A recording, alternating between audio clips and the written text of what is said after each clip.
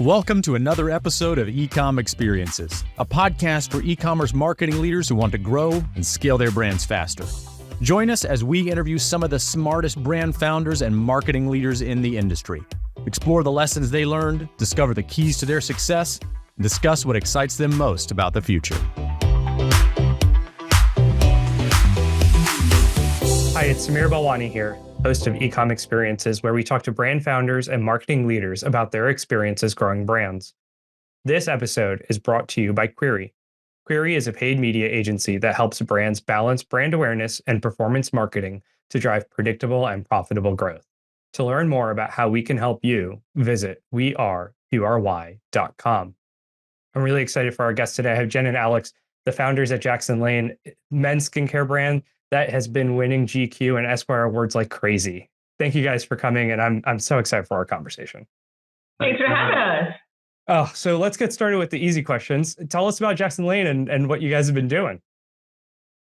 Well, Jen and I are a husband and wife founder team. We started Jaxon Lane in 2018 when we have a friend from Korea that was bringing sheet masks, back by the suitcase, basically, giving them to Jen. And I was not a big skincare person back then, but just found myself putting on these sheet masks and sort of, noticed for the first time, I think, what your skin could look like if you had a good, consistent skincare routine. And just like Jen's coming home, finding me putting on sheet masks in the afternoon. Well, let's talk about it. No, I would come home, Wednesday afternoon, and this man, we weren't married back then, but would be in bed, hanging out with sheet masks on, and I'm like, what are you doing? Just to make me not sound like I'm useless, I did start work back then at about 5 o'clock in the morning, so this is sort of like the, It was your wind down, right? You're allowed to have a wind down. but so the sheet masks, that were available were one piece and, primarily made for women's faces, which are a little bit smaller. And so the eyes were too small for me, and if I ever had any facial hair, they would just hang off of the beard, off of the facial hair. And so we're sitting there, we're like, wait, there needs to be something that's designed with men's faces in mind. And we, Jen knew about, a specific kind of sheet mask, a hydrogel sheet mask, which was higher quality than the cotton ones that you typically see in the market. And so we set off to Korea to try to design sort of the best sheet mask, not only, for men, but for the entire marketplace, and bring it to market. And so we did that, and the bro mask was born. Making it clear, because I think, men don't exactly stop to ask questions about skincare. So we wanted a showstopper from the get-go, a hero product that would, speak loudly to men walking past, a retail aisle, and have them stop and ask questions about what is this, because it's clearly intended for me. And so that was our first product. We came to market with one product, and then, based off of the success of the bro mask, I think we interviewed by the Wall Street Journal, the story being not only are men doing skincare now, but they're also doing sheet masks, and just the incredulity of it, and sort of, trying to, really get down to what exactly is going on in the skincare market, with men now taking an interest in skincare. And since then we've kind of taken this approach like we did with the bro mask in terms of solving a problem, which was like this, the facial hair, by coming out with a 2-piece sheet mask, so you can just wear the top if you have the beard. And then wanting to do the same, with sunscreen and, face wash, like travel-friendly face wash that you can take on the airplane. There's no liquid, so it's TSA compliant. We have a powder enzyme cleanser face wash. The sunscreen is, it has no white cast and no oily, greasy residue, so you don't feel like you're only going to wear this item when you go to the beach. You're going to wear it just when you're driving in your car or going to the office, and really just trying to change the way that men think about, skincare, when they apply it and how they apply it. So, I guess here we are in our 6th year now, and and growing every year, and then dealing with new challenges as they come. So the challenges never end, right? It is one after the other, and they're always surprising in what you deal with. It's never what you expect to deal with. It's always something new. So before we talk challenges, because we will, tell me, Jen, I'm so curious, what's your favorite part about being a brand founder? Oh, so I come from like a pretty, rigorous and standard corporate career. Yeah. So Deloitte, Google, management consulting, finance. And I think it's I think growing up, I always thought that I would want to do the corporate ladder. And I think having my own business in the last 6 years, even though it's like the highs are very high, the lows are very low, it's being able to be your own boss and have autonomy and sort of just make progress without being hindered by bureaucracy, politics, like all these different things. It's just been incredibly liberating. You feel a lot of freedom. I mean, with the freedom comes the crushing part of responsibility, but it's a different kind, right? I mean, it feels good. It's so interesting you say that, the crushing responsibility, because it's true. It's like, I did the corporate world for a while. I was at American Express before I started the agency. And I always laugh about it because when you made a decision before, it was never truly your decision.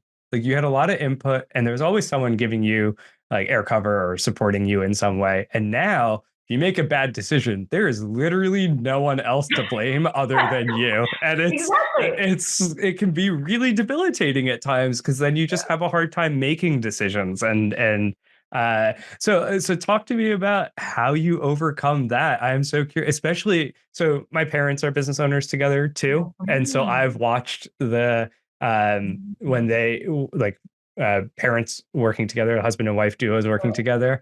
My sister also owns her own business. So our dinner tables are hilarious because it's P&L conversations and accounts receivables and things like that. But I'm so curious, with both of you guys working together, how have you made that work? What has made that a success for you guys? Yeah, I think, obviously being a married couple and working together comes with a lot of challenges.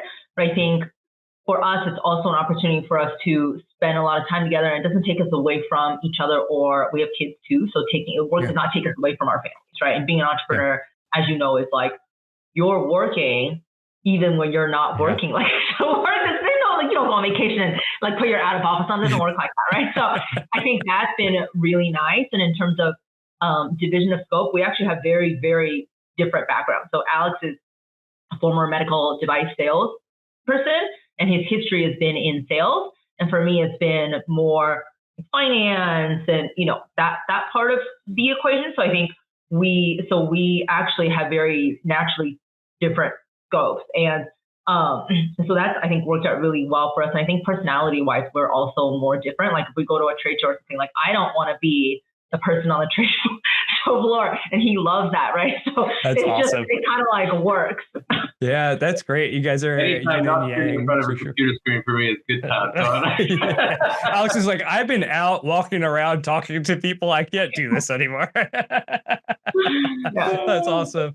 So I know we touched on it a little bit, but let's jump into some of these challenges that you guys are seeing. So every founder is dealing with challenges. Every e-com brand is seeing challenges. My thought process on this is, if you're not seeing challenges, you're actually not growing. You're just too comfortable in where you are. And so I know you guys have some awesome growth goals that you are hitting every year. And I'm excited that we've been talking through a lot of them.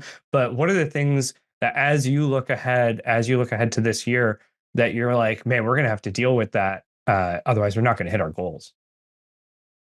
I think, for us, as a small brand, a small team, with a lot of the changes that have happened in the advertising metrics over the last couple of years with Facebook, Meta, TikTok, even with Amazon, there is a pressure to diversify your business, go omnichannel, and then, how do you successfully build retail how do you successfully grow your D2C, and how do you successfully grow, like in our case, because we're also on Amazon, all of these three channels with such a small team, while actually, really succeeding at each one of these different pockets that we're in. And we are, we're in retail with Saks Fifth Avenue, where we're in some larger big box stores,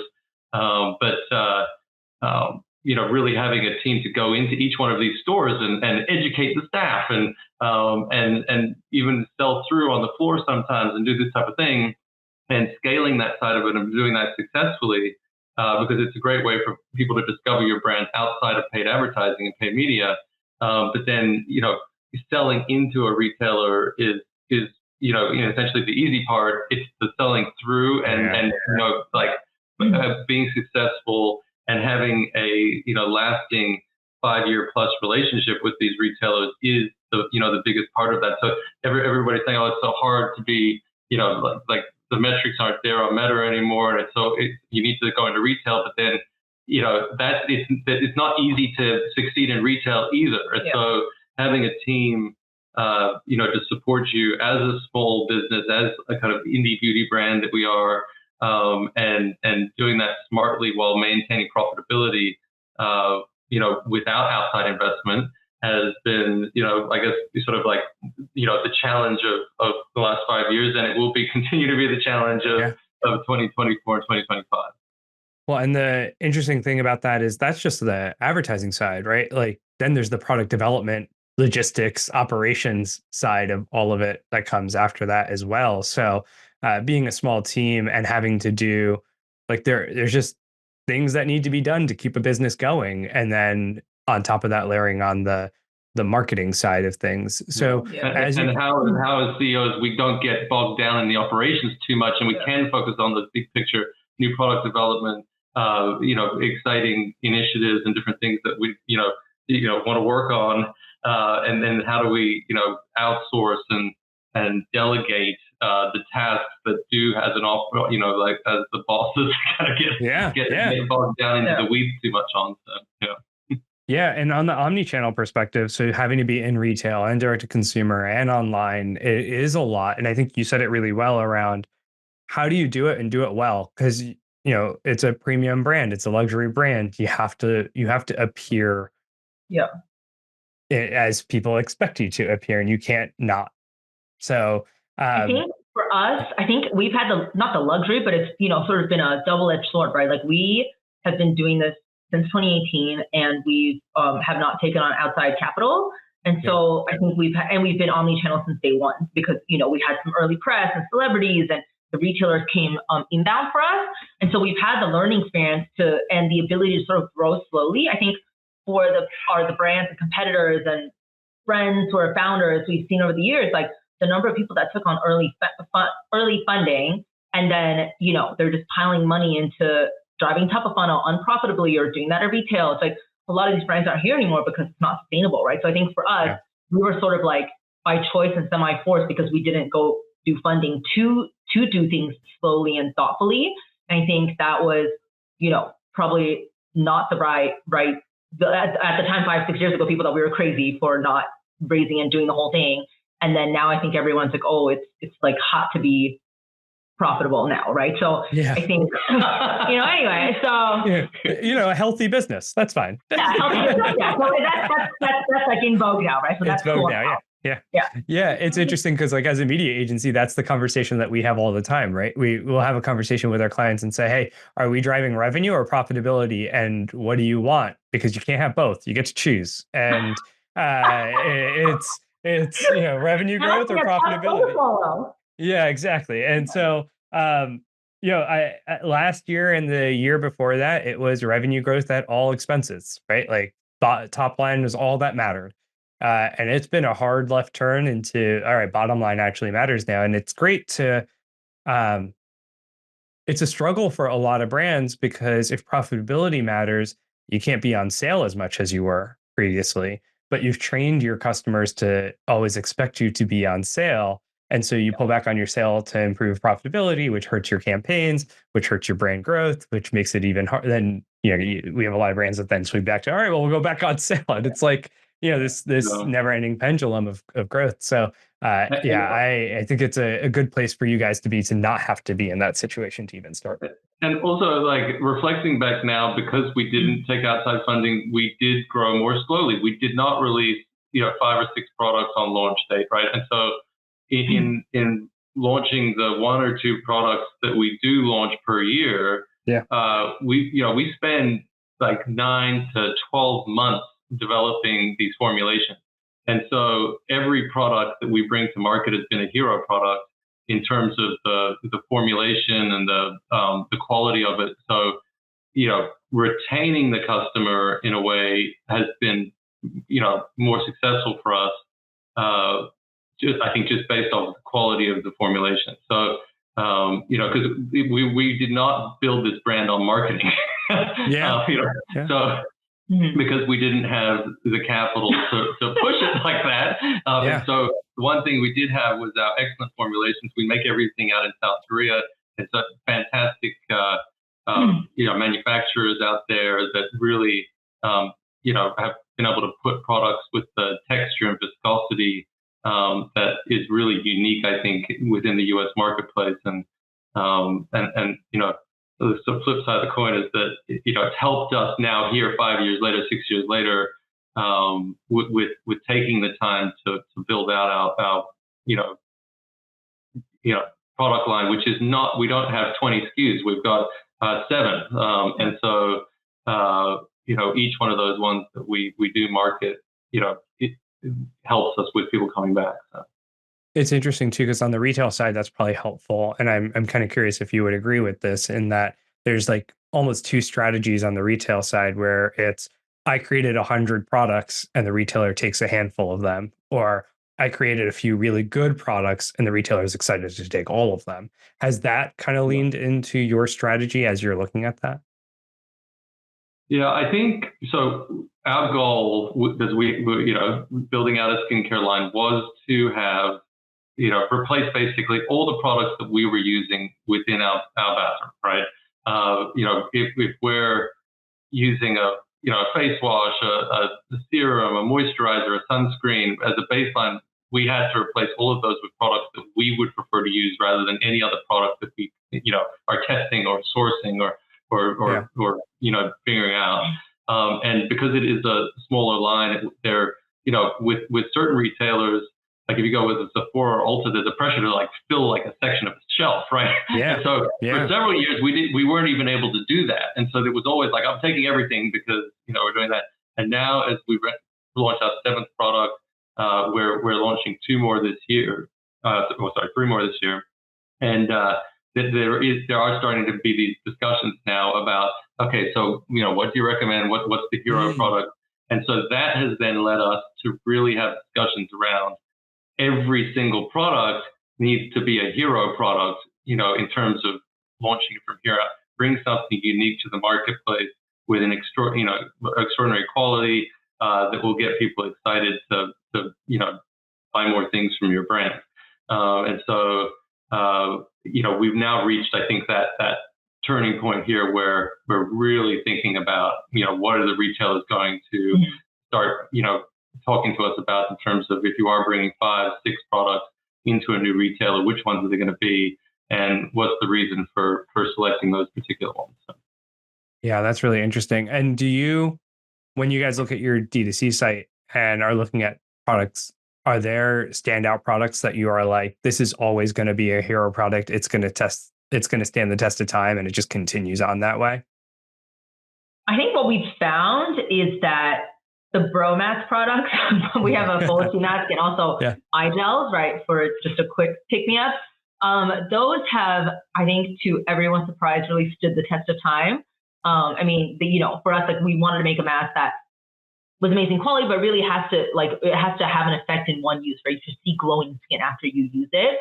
And so I think, the name is kitschy. Some people love it, some people hate it, but the product has really, even at retail, like, been a bestseller since initiation, right? So that's been great. I think our sunscreen, since we launched that 3-4 years ago, has become a hero product as well. And for that one, that's interesting because that was sort of I think in the last year we found that it was our foray into the women's space as well. When we started this, it was because we were making products for Alex, because at the time the men's products on the shelves were just bad, right? Everything was worse quality, ugly packaging, man fragrances, which is bad for your skin. Everything's dyed black. I mean, it was like a bit, it wasn't good for your skin. And so for us from day one, because I use women's skincare, when we make a product, it has to be better than even the best women's skincare. So for us, quality has always been like paramount, right? We're not competing with men's products, we're competing with that category. And so all of our products are fragrance free, et cetera. So even though it's marketed to men, it's really like the product itself is gender neutral. And we noticed that this year, our sunscreen, which is SPF 50, no white cast, has really like half our customers are female. And so that's been an interesting learning for us. So those three are probably our like biggest heroes. That's really interesting. It's kind of, I love your product philosophy, because as a marketer, I think the most frustrating thing is having a bad product and everyone look at marketing and go, hey, why isn't it selling? It's like, it's not a good product. So I do appreciate product diligence and focus on product. And the other thing too, I'll just jump in, but unintended, good thing that's happened to us with our sheet mask and eye gel and sunscreen being our top three products at the moment is that the sunscreen really pops in the summer, and the sheet mask and eye gels are kind of perennial, top sellers, but then they're incredible stocking stuffers and holiday presents around Christmas. And, so the Black Friday to Christmas really pushes out, the gifting side of our thing. And so we've launched now into, we have a deluxe skincare set, a bromas facial set, really nice, presentable, giftable holiday boxes and things like that. But so it's really helped us, having, the summer, which is a bit of a slow season, actually really picks up for us, because that sunscreen really pops in the summer. And so we're able to really sell through kind of all year round, with the product mix. So. That's awesome, because it kind of evens out your cash flow too, right? Yeah. Like, I think that's being bootstrapped, and I mean, even larger businesses, like, the DTC darlings that we talk about, they don't go out of business because they stopped selling. It's because they ran out of cash flow, right? And so, it's something to be considerate of. And it's awesome that you guys have found a natural way to manage your own cash flow through the seasons. So we talked a lot about challenges. Let's talk about things that are exciting. So what are you guys most excited about for the year to come? Well, we just came back from a trip to Korea last week. Awesome. So we spent the week there with our manufacturers, R&D labs, and just like sort of being there. It's like the focus on beauty and skincare is just, it's like unlike anything you can find anywhere else. And like, we used to live in LA, where people are very beautiful and care about how they look, but Korea is like 1 million times further, right? So I think being there and just being immersed in like seeing what's popular there, because usually what's popular there, we're like 10 to 20 years behind in the US, right?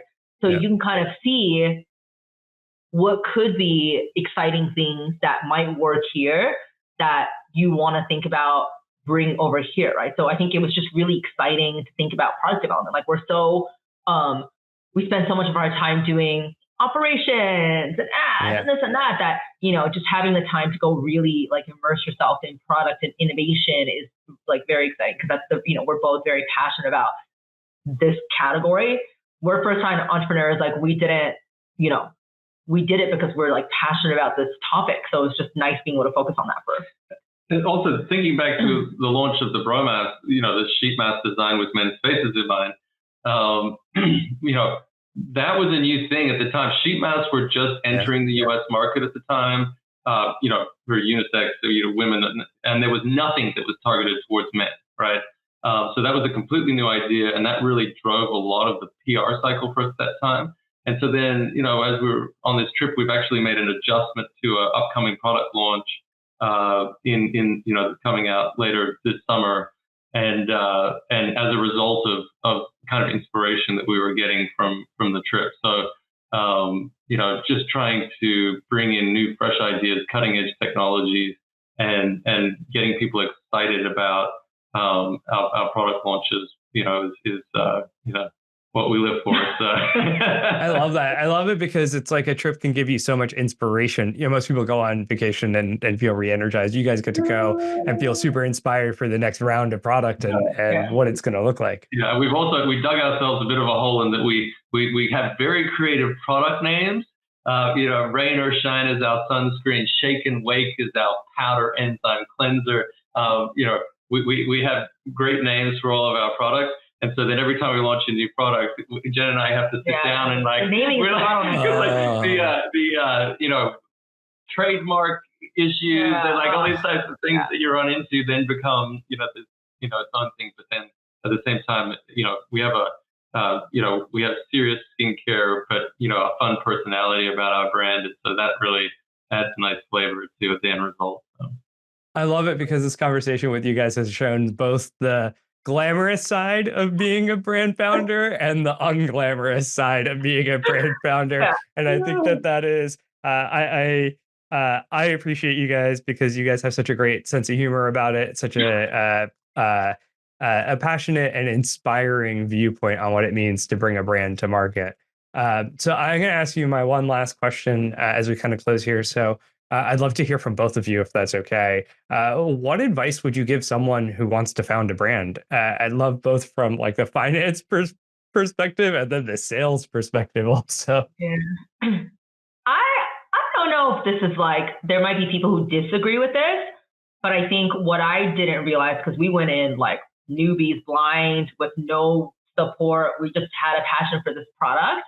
I think we never even had for the first 2 or 3 years, we never thought about exit strategy or this or that. And I think so many people coming in have this idea that they're going to come in, they're going to grow this thing, sell it in 5 years, make a bunch of money. And I think the reality is,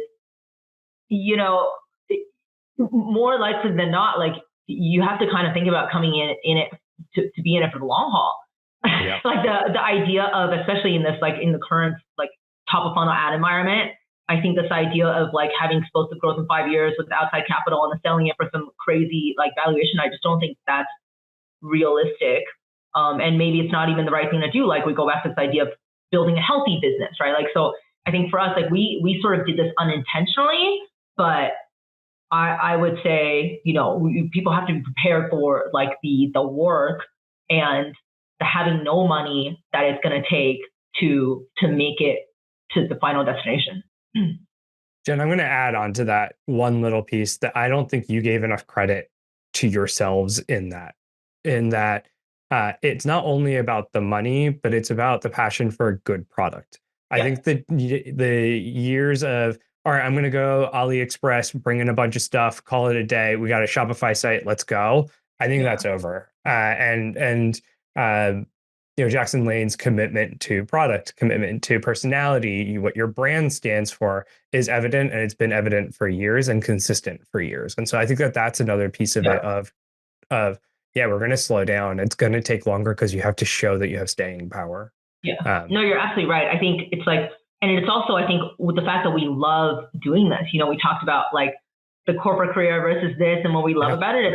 It's it's these things that it's your love for the work and the product, but even the sort of dirty, ugly, unfun side of being a founder, which is honestly most of it.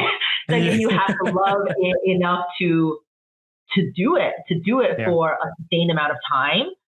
So I think that's really important, and we do genuinely, we love doing this. It's stressful, but I love it. Yeah, Alex, your I think there's many different ways to answer this question. Funding comes to mind, price point, all these different, you know what I mean? But hero product, PR, the PR has been a huge part of our brand since the beginning. And the PR cycle, our new product launches, our involvement, with celebrities and different things has driven the PR behind the brand for a sustainable period over a long time. So having the ability to keep engaging with editors and get them to keep writing about you has to have, it has to be something appealing about your brand that is more than just, guess what, I've just launched a moisturizer, you know what I mean? And so, what is the extra flavor of your brand that draws people to click on you when they're putting you in a roundup? Is it that you have fantastic, what is the selling point beyond just blending into the competition? And I don't know if you wanted two things, but the second thing too would be ultimately what is, as you grow as a brand, when you hit, the 4 or the 5 million in revenue, what is your mass retail distribution strategy to get to the 15 to the 20 to the $30 million in revenue? Especially, I think there used to be a time in D2C where you could really scale a brand, to that point. Yeah. But now, there's like, are you Target? Are you an Ulta? Are you in Sephora? Which one partners with you? So that's going to determine your price point and your go-to-market strategy and how you present your brand to the world, and the other small retailers that you take on, do they fit into the image of this larger retailer that you might have in mind down the future?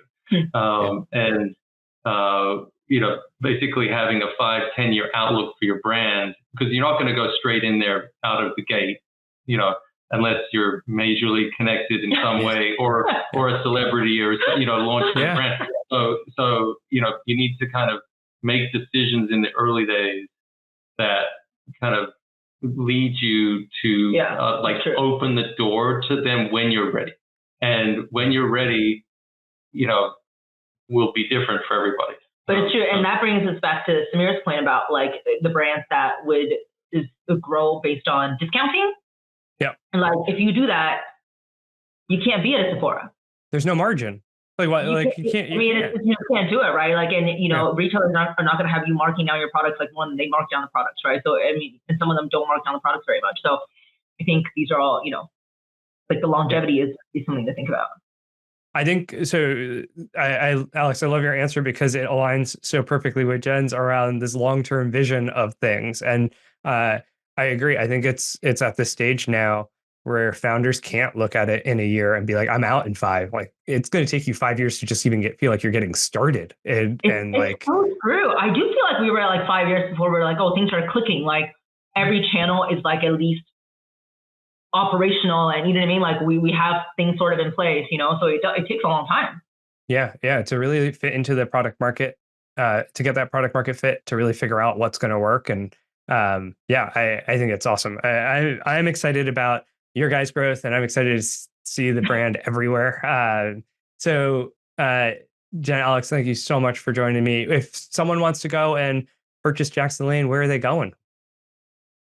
JaxonLane.com. All right, perfect. or pick us up at Saks too. We love working with Saks. So. Nice. All right, perfect. Thank you guys. I really appreciate it. Okay. Thanks, Sameer. Bye-bye.